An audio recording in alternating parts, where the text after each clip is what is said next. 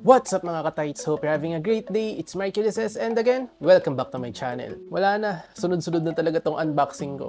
Bale, pangalawang unboxing na po natin ito ng Jordan Shoes for Women's. Bago natin i-unbox itong sapatos na to, share ko lang sa inyo yung damit ko. No?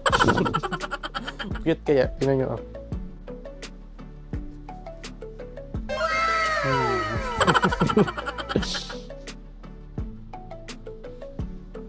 Diba? Amazing. Lakas makabata nung damit, ano? Pagka ito yung suot ko at ganito yung kulay, siguro nasa mood pa ako niyan. Pero pagka medyo mainit na yung ulo ko at nabibwisit na ako, ano, iyan na, itataas ko na lang siya. Sign na yan. Wala lang, na-share ko lang tong damit ko. Ka-cute kasi eh. So, ito po, i-unbox na natin yung pangalawang Jordan Shoes for Women's. Di ba yung naunang in-unbox ko na pang babae, kulay puti yung lalagyan. Ito, naiba naman yung kulay niya kasi OG siya.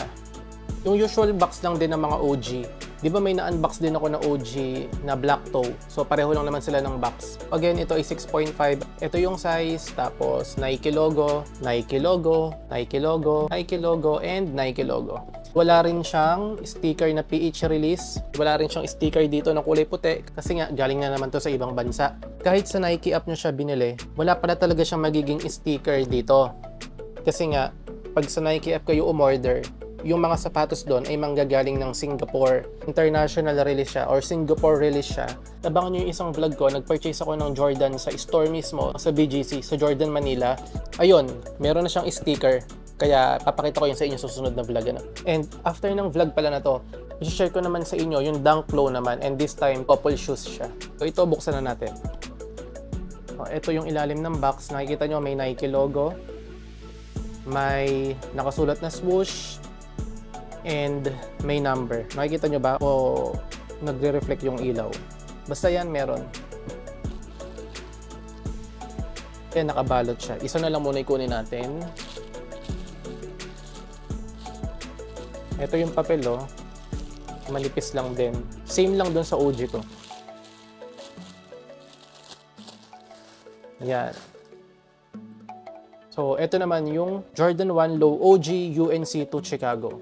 Pero ang nakalagay dito ay Women's Air Jordan 1 Retro Low OG Black, Dark Powder Blue, Gym Red. Since OG nga siya, meron siyang libreng sintas. Color red yung libre niyang sintas. Ayan kung nakikita nyo. Yan. Tapos, may nakalagay siyang ganito, oh. Parang keychain or kung ano man tawag dyan. And, nakikita nyo yung colorway niya. Meron siyang red dito sa toe box. Yan. Tapos, kulay blue naman. Ito yung powder blue. And, ayan yung Wings logo. Yan. Tapos, yung Nike swoosh naman ay kulay blue. Again, video na lang natin ito ng malapitan para mas ma-appreciate nyo. And, sa amoy naman, no, legit na legit. Alam nyo, ang sarap niyang amuhin. Hindi ko alam kung may something o ano. Pero, pagka nahumaling kayo sa mga ganitong sapatos, at pag naamoy nyo na siya, iba. Iba yung, basta, mabango. Hahanap-hanapin mo yung amoy pagka mag-unbox ka ng mga ganitong klaseng sapatos. Again, ito yung free shoelace niya. Kulay red naman siya. Yung kasamang sintas na nakakabit, kulay itim na yan. Yan. Hindi ko na nga pala siya lalagyan ng additional light or flash sa cellphone ko para mas ma-appreciate nyo yung kulay, ano? Para totoong-totoo yung kulay sa screen. Ito yung toe box niya. Synthetic leather din yan.